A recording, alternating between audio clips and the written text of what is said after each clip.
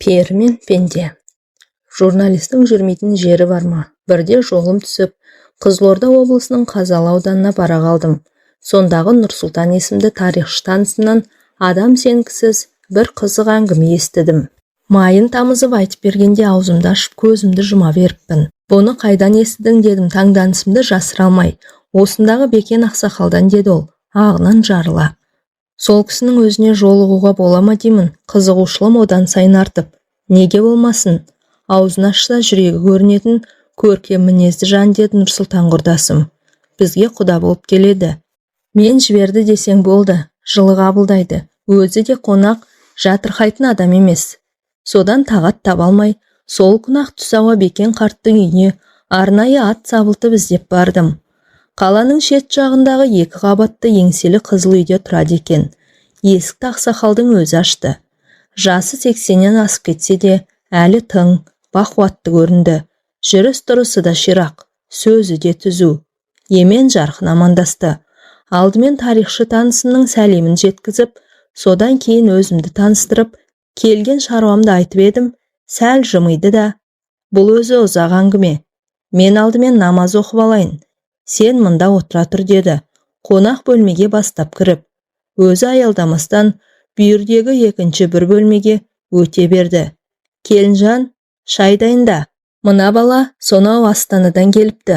Жазушы екен деді, даусын сәл көтеріп. Ауызғы бөлмеден Жақсы ата деген әйелдің сыңғырлай шыққан даусы естілді. Мен жасыл барқыттан тысталған диванға қонжия кеттім де, жан-жағыма бағдарлай көз тастадым. Қақ төрде қызыл қоңыр гарнитур тұр. Ішкі жағына әртүрлі шыны ыдыстар қойылған.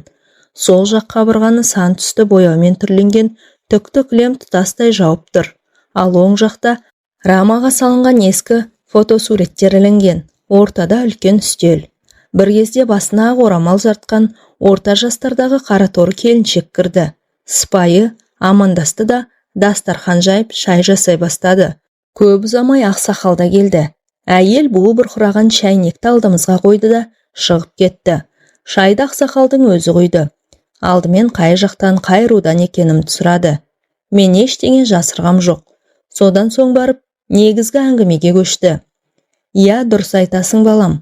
Оның адам сенгісіз әңгіме екені рас. Бірақ мен өтірік айтатын адам емеспін. Кәрі қойдың жасындай өмірім қалғанда жалған сөйлеп пұшпаққа шыға қоймаспын деді. Салмақтай сөз саптап. Жоқ ата, о не дегеніңіз? Мен сізге толық сенемін дедім. Сөзімді нығырлай түсіп. Айта беріңіз. Ендеше тыңдап алам. Бекен ақсақал әңгімесі бастады. Қайта-қайта шоқша сақалын тарамдап қояды. 60-қа таяп қалған кезім. Ол кезде бәйбішемнің көзі тірі. Ұлды ұяға, қызды қияға қондырып, мойнымыздан ауыр жүк түскендей алаңсыз ғұмыр кешіп жатқан күндердің бірінде аяқ астынан кенже келінімнің денсаулығы сыр беріп, сырқаттанып қалмасы бар ма? Алғашқында онша мән бере қойған жоқпыз. Бірте-бірте мінез құлқы өзгеріп, күйде ұстамасы ұстап қалатын болды. Сөйтсек, құс аурумен ауырады екен ғой байқұс бала. Құс қайтқанда немесе қайтып келгенде дерті тіпті қозып кетеді екен. Жалпақ тілмен айтқанда көтеріліп ауырады. Содан қаратпаған дәрігеріміз, апармаған ауруханамыз қалмады. Бірақ ем қона қоймады. Сөйтіп жегеніміз желім, ішкеніміз ірің боп жанымыз жадап, жүдеп жүргенде әлдебіреулерден Қазалыда үлкен бір бақсы бар. Зікір салып, құс ауруын емдейді дегенде естідім. Кеңес дәуірінің дүрілдеп тұрған кезі. Онша сене қоймасам да кейін бармағымызды тістеп қалып жүрмейік деген оймен бағымызды тағы бір мәрте сынап көргім келді. Ол кезде біз көрші ауданда тұратынбыз. Содан бір құдайға сыйынып, ұлымыз екеуміз келін баланы ескі жигулимізге отырғызып алып, Қазалыға жол тарттық. Сұрай-сұрай Меккеге де барарсың демей ме? Оған қарағанда мына тұрған жер емес пе? Бақсыны тез таптық. Жеркепе сияқты кішкентай тоқал тамда тұрады екен. Сыртынан шелек, шылапшын сияқты темір терсекпен жамап жасқап, бастан аяқ қаптап тастаған. Есігінің алдында ит, мысық, тауық, қаз сияқты үй жануарлары қаптап жүр. Бақсының аты Паудин екен. Қазақ па өзі деймін есіміне қарап. Нағыз қазақ. Қазақ болғанда да міне мынау қазақ деп ұялмай көрсететін түр тұлғасы келісті адам екен. Сол кездері 80-ге келсе де, қолда аяққа тұрмай лыпып тұр. Көзі сондай өткір, жүзіне тура қарай алмайсың. Құдай бойына ерекше күш қуат берген жан екені бірден аңғарылады. Баппен сөйлеп, бәрін ынты-шынтысымен түсіндіреді. Кемпірі неміс, қазақша судай ағып тұр. Басқа ұлттың өкілі болса да, жүзі жылы, иманы бетіне үйіріліп тұрған мейірімді жан екен. Айтары жоқ, бір-біріне бап қосылған. Келген жағдайымызды айтып едім, екеуі де елпек қағып, құрақ ұшты. Адамды жылы сөздермен-ақ емдеп жіберетіндей. Бақсы тек қана жасыл түсті қазақы киімдер киеді екен. Басында жасыл пүлішпен тысталған үкілі құндыз бөрік, үстіне жасыл бешпент. Иығына іліп алып жүретін құндыз жағалы ұзын шапаны мен іш жағынан киген, жейдесінің өзі жасыл матадан тігілген, бұтында жарғақ шалбар, аяғында кебісті мәсі. Қолында жыланның қабығына ұқсас сұрғылт затпен қапталған ұзын аса таяғы бар екен. Ауруларды сомен түртпектеп емдейді екен. Келінімді көріп, түшкіріп пысқырып отпен аластап, сумен ұшықтады. 7 түрлі шөпті суға қайнатып, оған сүт қосып, соны ішкізді. Сонымен не керек? Бір апта оқып, барын сала ем-домын жасады. 7-ші күні мені жеке шақырып алып, еш уайымдама. Келіннің толық жазылады, бірақ енді аздаған демалыс керек. 3 айдан кейін тағы да бір рет әкелерсің. Ал қазір бара беріңдер. Сәл кідіріп барып, салақсып жүрме. Ем толық аяқталған жоқ. Егер қайтып әкелмесең, ауруы қайтадан қозып кетуі мүмкін. Онда обалы сенің мойныңда, деді, қатаң ескертіп. Осыдан кейін жан қалама. Бақсыға ризашылығымды білдіріп, айтқан уақытында қайтып әкелетінімді айтып, уәде беріп аттандым. Қуанышымыз қойнымызға симаса да, әбден шайлыққан көңілде, күдікте жоқ емес еді. Үйге қайтып келген соң ойланам, бақсының жүзі таныс, бір жерден көрген сияқтымын. Қайдан көрдім? Олай ойланам, былай ойланам, әбден басым қатты. Содан бір кезде есіме түсті-ау. 1941 жылы Ұлы Отан соғысы басталғанның өзін де жақсы білерсің. Ауылдағы жас жігіттерді кезекпен майданға шақырта бастады. Сол жылы қыршындарынан қиылған талай боздақтың сүйегі елге қайтып оралып жатты. Содан аудандық комиссараттан әскерге шақыру туралы қағаз келгенде соғысқа барғымыз келмей, 3 жігіт алдын ала ақылдасып алып, ажалдан қашқан Қорқыт бабамыз құсап қашып кеттік. Қазақстан мен Қарақалпақстанның ортасында Қызылқұм құмы жатыр. Осы Қазалы ауданының аумағы ғой. Ол кезде елсіз, құла түз, қу медиен болатын. Сол Қызылқұмның ішінде қашып жүрдік. Сондағы кәсібіміз не дейсің ғой? Қызылқұмның ішінен адамдар ары қарай астық тасиды. Бері қарай әртүрлі зат бұйымдар әкеледі. Соларды торуылдаймыз. Шіркін, жастық не істетпейді. Маңайдағы ауылдарға жақындап келіп, шеттеу шыққан малдарды айдап әкетеміз. Сөйтіп, күн көріп жаттық. Бір керуеннің соңында таман қалып қойған кәрі аттанды ұстап алып мініп жүрдік. Қосымыз бар. Соны түйеге артып аламыз да, ізімізді жасырғансып, әрі-бері көшіп қонып жүреміз. Бір жерде көп тұрақтай алмаймыз. Тым ұзап кетпейміз де. Адамдардың көзіне түсе бермеуге тырысамыз. Қысты күнде де құмның іші онша суық болмайды. Қосымызға от жағып отыра береміз. Қызылқұмда не көп, сексеуіл көп. Аң аулайтынымыз тағы да бар. Енді қайтеміз, өлместің қамы. Осылай қысты өткіздік. Күлімдеп көктем шықты. Бір күні қосымызды үлкен бір құмның етегіне тігіп тастап, шай ішіп отырғанбыз. Көз көрім жерден шұбатыла шыққан түтінді байқап, ананы қараңдар, шамасы біреулер өтіп бара жатыр-ау, дедім жерден жеті қоян тапқандай. Байқастап көрейік, несі бар екен? Қайтейін, тамақтан тарығып жүрген кезіміз. Алдымен аузыма түскен сөз осы болды. Үшеуміз жарыса жүгіріп, жанымыздағы құм төбеге шықтық. Бажайлап көз салып едік, сонандайдан қарауытып жалғыз лашық көрінді. Төбесінен будақтап түтін шығып жатыр. Азырақ ақылдасып алдық та, аяғымызды аңдап басып лашыққа қарай аяңдадық. Сырттай қарағанда ешқандай тіршілік нышаны байқалмайды. Кіріп шыққан адам аяғының ізі де жоқ. Жайлап жөткірініп қойып, жасқаншақтай лашықтың есігін аштық. Ассалаумағалейкум деп ішке кірдік. Төр жақта орта жастағы еңгезерде ер адам малдас құрып отыр, жападан жалғыз. «Уағаликум салам, уа жігіттер, келіңдер, төрге шығыңдар» деп ысырылып бізге орын ұсынды. «Қайдан келе жатырсыңдар?» Қазақша сөйлейді. Томпақ бет қызыл шырайлы адам. Жүзінен нұр төгіліп, көзінен мейірім шуақ шашырайды. Секем алатында ештеңе байқалар емес. «Ой ағасы, біз Қарақалпақстанға бір тығыз шаруамен жолаушылап бара жатыр едік. Лашығыңыздан шыққан түтінді көріп, арнайы бұрылдық дедік. Өтірікті суша сапырып, танысып білісейік дегендей. Әжетке жарайтын бірдеңе болса қағып кетуді ойлап, жан-жағымызға жалтақ-жұлтақ қарап қоямыз. Елеп алар ештеңе жоқ. Тек босаға жақта көнелеу темір шайнек пен үстіне ақ шүберек жабылған ыдыс аяқтар тұр. Сәлден кейін әлгі кісі: «Енді келіп қалған екенсіңдер, бір-екі кесе шай ішіп кетіңдер» деді, қонақ жайлығын танытып. Біздің де күткеніміз де осы сөз еді. Іздегеніміз алдымыздан табылғандай, қуанышымыз қойнымызға симай тұрса да, «Айтқаныңыз болсын ағасы» дедік өзімізше сыпайылық сақтап. Ол босаға жаққа қарап, басқа бір тілде бір түрлі махаммен сарнап қоя берді. Сол-ақ екен, шәйнек өзінен өзі көтеріліп келіп ортада жанып тұрған оттың үстіңгі жағына ілініп тұра қалды. Ақ шүберек ортамызға дастархан болып жайылды. Оның үстіне қойдың басындай қара нан топ ете түсті. Артынша үлкен пышақ жарқ ете қалып, бізге қарай бағытталып келе жатты. Шошып кеттік. Зәреміз зәр түбіне жетті. Екі көзіміз пышақта, тұра қашуға дайындала бастадық. Бірақ абырой болғанда пышақ бізге тақалған жоқ. Өзінен өзі нанды турады да, жанды зат сияқты қайтадан орнына барып жата қалды. Сол кезде барып ух деп демімізді бірақ алдық. Сосын кішкене кеселер ауада қалқып келіп, әрқайсымыздың алдымызға тұра қалды. Әлгі кісі бізбен емес, көзге көрінбейтін басқа біреумен өзгеше тілде сөйлесіп отыр. Ара-арасында әйелдің сыңғырлаған даусы шығып қалады. Біз оның не деп отырғанын түсіне алмадық.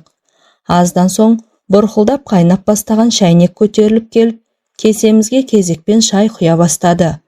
Аң-таңбыз, қорыққанымыздан тіліміз байланып қалғандай болды. «Әй жігіттер, сендер үрейленбеңдер, шай құйып беріп жүрген жеңгелерің ғой» деді жаңа танысымыз жылы жымиып. «Сосын тамақ батсын ба, құйылған шайдан ұрттағанымыз да жоқ. Тезірек қарамызды батыруды ойладық. Аға сау болыңыз, аман болыңыз деуге ғана шамамыз әзер жетті. Біз түрегеліп жатқанда ол асып-саспастан: «Әй жігіттер, келмей жатып не болды сендерге? Астарыңнан су шықты ма?» деді, жайбарақат түрде. Біз оның сөзіне жартып жауап та қатпастан, құрғақ рахметті жаудырып, алды-артымызға қарай зытып отырдық. Тіпті қоштасуға да мұршамыз келмеді. Судан шыққан саршынақтай сүмірейіп қосымызға қайтып келіп, «Мынау жын ба, пері ме?» деп қарадай қорқып жаттық. Бойымызды үрей биледі. Түні бойы әрнені бір ойлап көзіле алмадық. Адам сенетін нәрсе емес қой мынау. Сірә бұл жын болу керек. Бізді Құдай сақтаған шығар дейміз бір-бірімізге. Мұндайды көрмек түгіл естіген де емеспіз. Ертесіне қосты тез арада жықтықта түйеге артып алып, бәледен машайық қашыпты дегендей, тұрған жерімізден едәуір ұзап кеттік. Тіршілік етуге ыңғайлы бір жерге келіп қосымызды қайта тіктік. Ішімізде еті тірі, қу тілді бір жігіт бар еді. Соның аяқ астынан батырсынып шыға келмесі бар ма? Қорыққанға қос көрінеді деген. Бізге жалғыз адамнан қорқып не болды өзі? Бұл масқара ғой. Айтудың өзі ят. Мен білсем, ол да бір көз бояушы алаяқ. Онда ешқандай тылсым құдірет жоқ. Қайта барып, мән-жайды анықтап сұрайық. Айтса айтар, айтпаса тонымызды шешіп алмас. Несіне қорқамыз деді. Бойына бір ерекше желп біткендей желпініп. Екінші жігіт те оны қостап: «Иә, айтқанның көңілге қонады. Барсақ барайық, бірақ түйе мен қосты осы жерге қалдырып кетейік» деді, сақты ойлап. Мен қанша жүрексінсем де, намысқа тырысып ешқандай тоқтау сала қоймадым. Бір жағынан бұл құпияның сырын білгім келді. Сонымен бәріміз бір ортақ шешімге келіп, қайтадан кері ізге түстік. Қанша жерден жігерімізді жани түссек те, бойымызда қорқыныш басым. Әжептәуір алыстап кетіппіз. Түтін көрінер емес. «Әй, ол осы уақытқа дейін ай қарап отыр деймісің? Кетіп қалған шығар. Тым құрымаса орнын көріп кетейік» деп жүгіре басып келеміз. Жал-жал болып жататын құм төбелер болады. Сондай бір құм төбеге шыққанда төменде тұрған өзімізге таныс лашықты көріп, көңіліміз көтеріліп қалды. Маңайда тірі жан жоқ, от жақпай отырған шығар, не де болса бара көрейік деген ойға бекіндік. Әлгі батырсынып келе жатқан жігіт, әй, ол да адам баласы ғой, бекер қорқасыңдар, қорықпаңдар. Мен өзім одан бәрін сұраймын. Сендер тек қасында қара көбейтіп тұрсаңдар болды деп, аяғын нығыздай басады. Екеуміз артында салпаңдап келеміз. Содан зулап отырып жетіп бардық. Алдыңғы жақта қасқайып келе жатқан батырымыз лашыққа тақап барды да, сәл кідіріп жөткірінді. Ешқандай дыбысы шықпаған соң, ассалаумағалейкум деп есіктен басын сұға берген сол еді, атылған пуржинадай қайтадан кері серпілді. Арт жағында Әліптің артын бағып тұрған екеумізді қағамаға анандай жерге барып, шалқасынан гүрс етіп құлады. Қапелімде не болғанын түсіне алмай қалдық. Сабазыңның көзі алақтап кеткен. Не болды дегенімше болған жоқ. Тіл қатуға да шамасы келмей, атып тұрып тұра қашты. Біз де жүгіре жөнелдік. Қос өкпемізді қолымызға алып, алды-артымызға қарамай зытып келеміз. Сізге өтірік, маған шын, әлгі батырдың шашы тікірейіп тұрып кеткен. Әй, тоқтайсайшы деп айқайлап келемін. Құлақ асар түрі жоқ. Мұнша жүйрік болар ма жеткізер емес. Тек анда-санда арт жағына жалтақ-жалтақ қарап, әй, жүгірсеңдерші, жүгіріңдер деп безек қағады.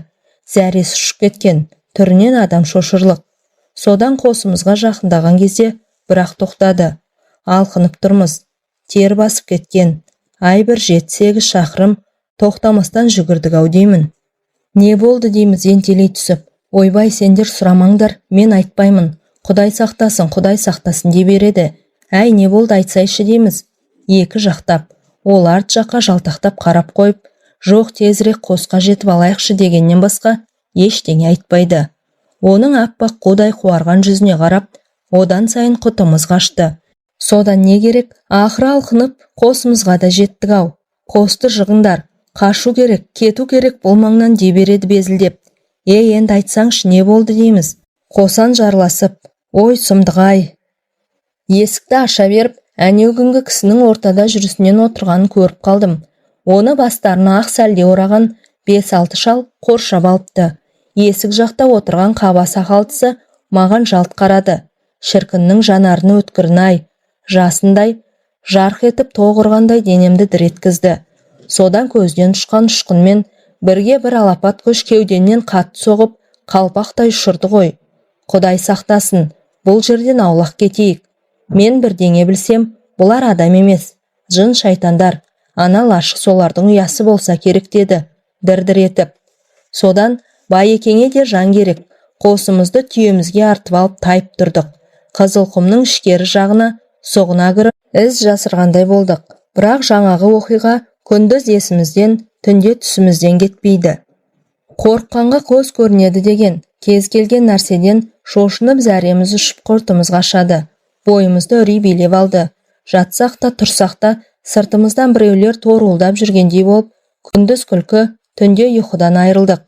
Тіпті желдің уілі мен шегірткенің шырылынан да шошынатын әдет таптық. Сөйтіп Қызылқұмның ішіндегі өміріміз тозаққа айнала бастады. Содан бір күні үшеуміз отырып ақылдастық. Бүйтіп жүре берсек, бәрібір бір күні болмаса бір күні жүрегіміз жарылып, жанымыз жаһанамға кетер.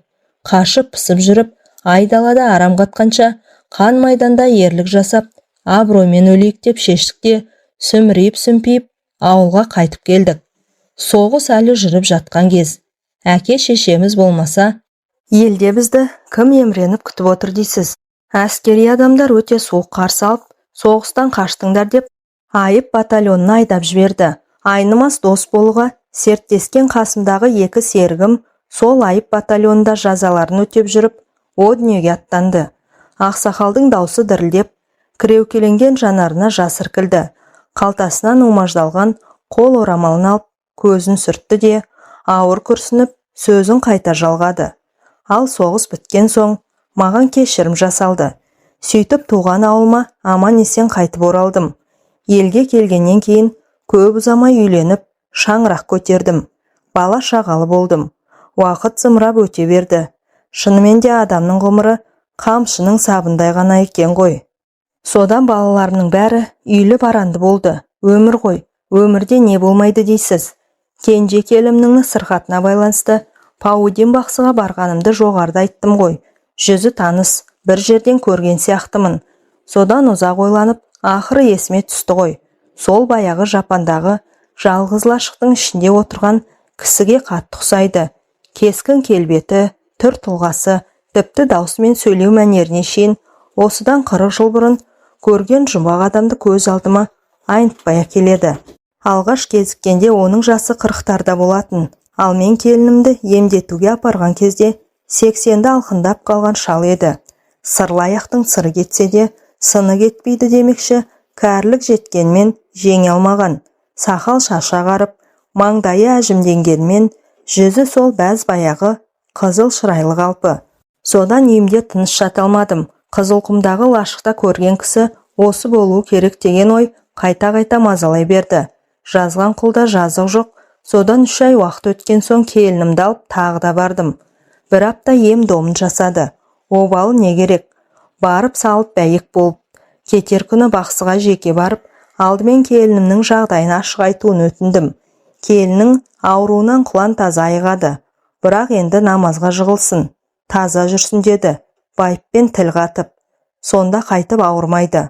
Ақсақал, сізден тағы бірдеңе сұрайын деп едім. Қалай қарайсыз дедім, жорта сөйлеп. Ол кезде менің жасым 60-қа таяп қалған. Иә, айта бер, құлағым сенде деді, жылы жымиып. Не сұрайын деп отырғанымды алдын ала біліп отырған сияқты. Мен күмілжіңкіреп, аз-маз кідіріп қалдым да, бойымдағы бар күшімді жиып, 40-шы жылдардың басында соғысқа барудан қашқан 3 жігіт Қызылқұмның ішін біраз шарлап едік. Бірде құпия бір лашыққа тап болып, таң тамаша күйде қалғанбыз. Соның ішінен сізге қатты ұқсайтын бір адамды көріп едік.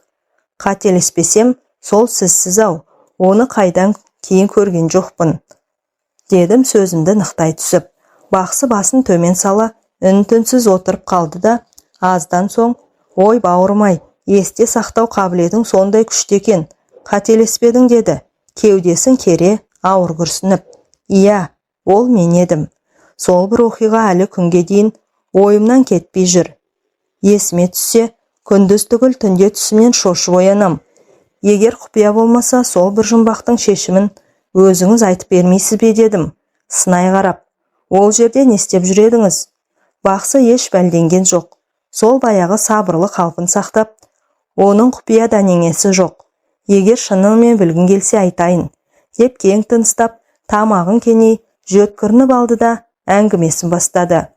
Әкемді осы Қазалының маңайындағы елдің бәрі біледі. Әрине көзін көргендердің көбі дүниеден өтіп кетті. Ол кісі ерекше қасиеті бар, әулиелік дарған, атақты бақсы болатын. Қара дүкен ұстаған, қызған темірді тілмен жалайтын адам болған. Сол қара дүкеннің ішінде аруақтар болған. Негізгі бақсылар ислам дінін онша мойындамай қоймаған ғой. Солай бола тұрса да, әкемнің қойнында Құран жүретін, алақандай ғана сырты жылтыр кітап. Кезінде Самарқаннан алдырғам деп айтып отыратын. Бұл Құран қамқоршым, қорғаншым деп ешқашан жаныңнан тастамаймын. Тек дүниеден өтерінің алдында ғана мені шақырып алып, балам, елде көптеген өзгерістер болып жатыр. Тілімді алсаң менің жолымды қумай-ақ қой. Бағың байланады. Кеңес өкіметі бақсы балгерлікті қолдай қоймайды. Бірақ есіңде болсын, мен о дүниеге аттанғаннан кейін менің жанымда жүрген жын перілердің барлығы сені жағалайды. Саған көшеді, саған келеді. Сені перілер өздерінің әлеміне көтеріп алып кетуі мүмкін. Сондықтан мына Құран кітапты жаныңнан тастама. Әркез қойныңда жүрсін. Егер бұдан айырылсаң, жер бетіндегі татар талқаның таусылады. Осыны жадыңнан шығарма деп, Құран кітабын қолыма ұстатып кетті. Мен мәселенің мәнісін толық түсіне қоймасам да, әйтеуір оны жоғалтып алсам, бір жамандықтың боларын сезіп, жарайды әке, айтқаныңызды бұлжытпай орындаймын деп, қойныма сүңгітіп жібердім.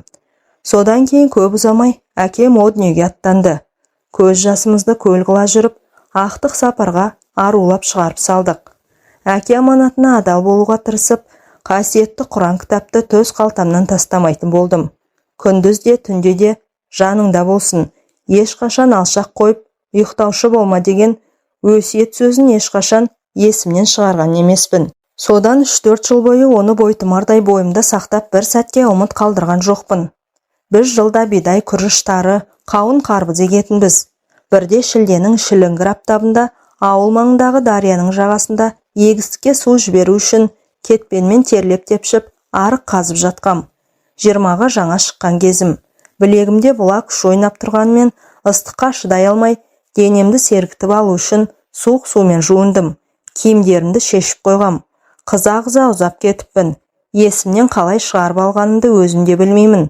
Құран бешпентімнің жан қалтасында қалып қойыпты. Ойымда ештеңе жоқ. Бір албеменің көлеңкесіне барып, азырақ демімді басып алайыншы деп, арқамды төсей отыра қалсам, албасты басып қалғып кетіппін. Көзімді ашсам басқа бір жерде жатырмын. Жұмақ па дерсің, жер дүниенің бәрі жап-жасыл. Басымды көтеріп жан-жағыма жалтақтай қараймын. Маңайымда бөтен тілде сөйлейтін бейтаныс адамдар жүр. Түрлері де, киімдері де өзгешелеу. Жер бетіндегі тіршілікке мүлде ұқсамайды. Өзге әлемге өтіп кеткен сияқтымын. Менің оянғанымды байқап қалса керек. Басына сәлде ораған орта жастағы еңгезерде еркек қасыма жақындап келіп, «Паудин» деді күлімсіреп. Мен сасқалақтап, орнымнан атып тұрдым. Арманымыз сен осында әкелу болатын. Соған қол жеткіздік. Сен перілер еліндесің. Саған сүйкімді қызымды беремін. Сүйікті күйеу балам боласың. Бізбен бірге тұрасың. Содан не істерімді білмей, жан таласып жан терге түстім. Бұлқынып бұлай жүгірдім, жұлқынып олай қаштым. Бірақ қайда барсам да сол жап-жасыл әлем. Содан жаңағы дәусары сақ-сақ күліп, қашып қайда барам дейсің? Сен адамдар арасында емес, перілер елінде өмір сүру үшін жаралғансың. Әкең де солай еді. Бірақ ол Құранды жанынан бір ел тастаған жоқ. Сөйтіп бізге алдыра қоймады. Ол кәдімгі қазақ тілінде, яғни маған түсінікті тілде сөйледі. Әйтпесе олардың тілі мен сөйлеу мәнері мүлде бөлек екен. Содан не керек? Мен перілер елінде 20 жылдай ғұмыр кештім. Амалсыздан перінің қызына үйлендім. Солармен бірге өмір сүрдім. Тілдерін үйрендім. Дәстүрлеріне қанықтым. Тылсым, құдірет күштерін меңгердім. Алланың әмірай, перінің қызымен ерлі-зайыпты болып 20 жылдай бірге тұрсам да, арамызда бала бола қойған жоқ. Елімді, жерімді, туған туысқандарымды есіме алсам, санам саққа жүгіріп, ойым оңға бөлініп, жүрегім қан жылайды. Сағыныштан сарғайып, жаным жабырқау тартады. Қас-қабағымды мұң торлап, кеудем шер-шеменге толады. Қазір ойлаймын, не деген ақмақ болғанмын. Құдайдың басқа салған осы екен ғой деп жүре беріппін ғой. Содан 20 жылдай уақыт өткеннен кейін ғана, мен мұнда неғып жүрмін? Ел жұртым қайда деп ойлана бастадым. Жер планетасына, адамдар арасына қайтып барғым келді. Жатсам да, тұрсам да, осы бір ой көкейімнен кетпей қойды. Алайда қалай кетем? Қалай деген сауал туындаса, тұла бойым мұздап қоя береді. Содан жіпсіз байланып, тағы да 2-3 жылдай жүріп қалдым. Неменеге кегежем кер тарта береді. Перілердің неден қорқатынын, оларға қарсы күресудің амал айласын жақсы білемін ғой. Ендеше неден қорқамын? Одан да перінің қызына шындықты айтып, басын айналдырып көрейін. Сөйтіп бірге қашуға көндірейін деген ойға бекіндім. Сосын ағайын туысты әбден сағындым. Адамдардың арасына барайықшы деп, күнде құлақ етін жей бердім. Көзімнен жас, тілімнен зар төктім. Перінің қызының көркі ақылы сай болатын. Өтірік айтып не қылайын? Біз бір-бірімізді шынымен жақсы көрдік. Ол мені түсінді. Сөйтіп бір күні жылап отырып, келісімін берді. Тек адамдар арасына барсақ, сен тірі қалуың мүмкін, ал мені өлтіреді.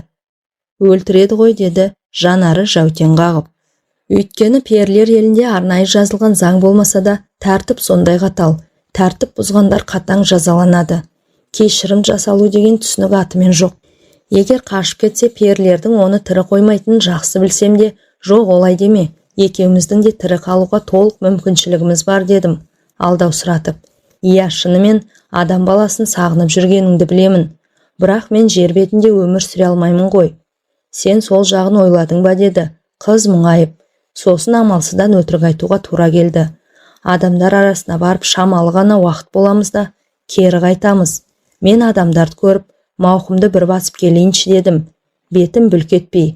Әрине ол сене қойған жоқ. Бірақ жарайды, керек болса саған деген ақ адал махаббатым үшін өмірімді қиямын деді жыламсырап. Мені шынымен жақсы көретін, маған жан тәнмен берілген еді байқұс. Қыз көнгеннен кейін көп ұзамай жер планетасына жол тарттық. Перілердің елі ғарышта. Оларда алыс жақын деген ұғым болмайды. Баратын жерлері қанша қашық болса да, зыр етіп жылдам ұшып бара салады. Келіншегімнің көмегімен оны мен де жап-жақсы меңгеріп алғам. Содан ұшып жерге түскен күннің ертеңінде сендер тап болдыңдар. 20 жылдан кейін қайта көрген алғашқы адамдар едіңдер. Қасымда зайыбым болды. Бірақ оған көрінуге болмайды. Сондағы дастархан жайып шай құйып беріп жүрген сол байқұс болатын. Сендерді, яғни адамзат баласын сондай бір сағынышпен көрдім. Сол үшін ғой дастархан жайдырып жүргенім. Егер екінші мәрте көрген болсам, ондай ыстық ықылас білдірмес едім. Өйткені бізге құпияны ашуға болмайды. Содан 3-4 күн өткеннен кейін 20 жыл жұбымыз жазылмаған жұбайым елге қайтайық деп қыңқылдай бастады. Ол менен айрылғысы келмеді, ал мен оған көне қойған жоқпын. Мен жер бетінде қалам. Кетсең өзің кете бер.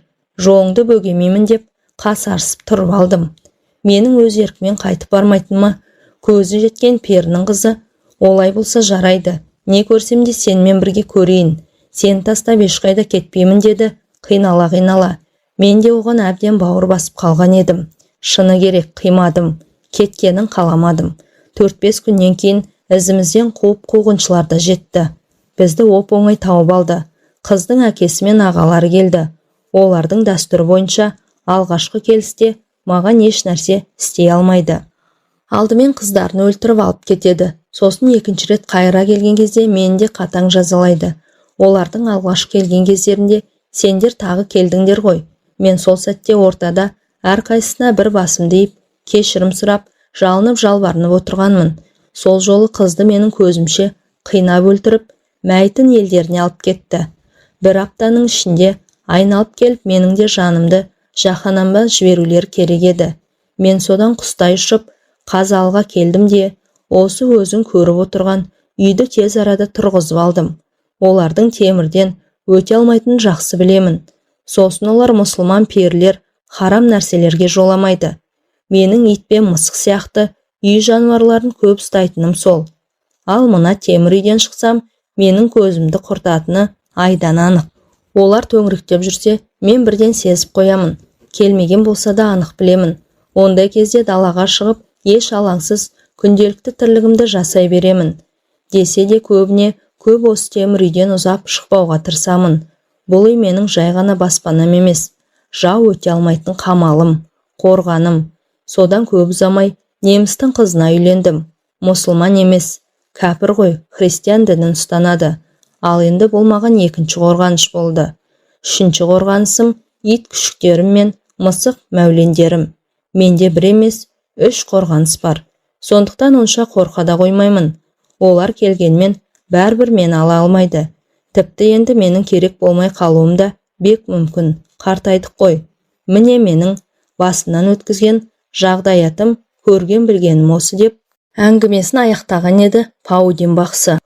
Ұзақ жылдар бойы көңілімді күптеткен сол бір құпия кездесудің сыры ашылып, түйіні тарқатылған соң, әрі келінімнің сырқатынан жазылатынын естіп білгеннен кейін бақсыға алғысымды айтып, аздаған ақысын беріп, үйге үлкен қуанышпен оралдық. Содан кейін бақсыны көрген жоқпын. Тек жаны жәннатта болғыр, кейіннен дүние салғанын естідім, деді Бекен ақсақалда ауыр күрсініп қойып. Сол келініңіз қайда қазір дедім. Не нәрсені болсын толығырақ білуге құмартып. Тұратын әдетіммен. Бағанағы шай жасап жүрген сол келінім ғой деді ақсақал, күлімсіреп. Иә, көмегінде қандай сауалдың тұрғанын біліп тұрмын. Содан кейін келінім шынымен ауруынан құлан таза айықты. Құдайдың бұнысына да шүкір. Ең тәуір келінім де осы. Жаққаннан кейін қолында тұрып жатырмын, өзімді сыйлайды. Аталап құрақ ұшып тұрады. Бізге одан артық не керек қарағым, дейді жайдарлана. Жамандықты да, жақсылықты да көрдім. Аш та болдым, тоқ та болдым. Біреуден ілгері, біреуден кейін дегендей, қатарлы өмір сүрдім. Тағдырыма ризамын. Өмірге еш өкпем жоқ. Енді Құдайдан бірақ тілегім бар. Балалардың еш жамандығын көрсетпей, солардың алдында алса арманым жоқ.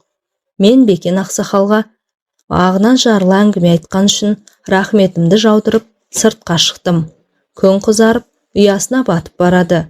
Аузында Алласы, жүрегінде иманы бар 80-дегі қарттың өтірік айтпайтынына сенгендіктен де әңгіменің әсерінен арыла алар емеспін. Осыдан кейін перілер мені де көтеріп әкететіндей көрініп, бойымды бір түрлі қорқыныш сезімі биледі. Қою қараңғылық түспей, тезірек қонақ үйге жетіп алуға асығып, аяғымды жылдамдықта басып келемін. Кенет ту сыртымнан көбірлеген дыбыстар естілгендей болды. Дауыс тіпті құлағымның дәл түбінен шығатын сияқты. Сасқанымнан арт жағыма қарауға батылым бармай, алға қарай тұра жүгірдім. Зымырап келе жатқаным аяғым бірдеңеге шалынып кеткендей болды да, екпіндеп келіп, етпетімнен құладым. Ар жағы есімде жоқ. Көзімді ашсам, міне, қызық жап-жасыл бақтың ішінде жатырмын. Әңгіменің соңы. Әңгіме авторы Думан Рамазан.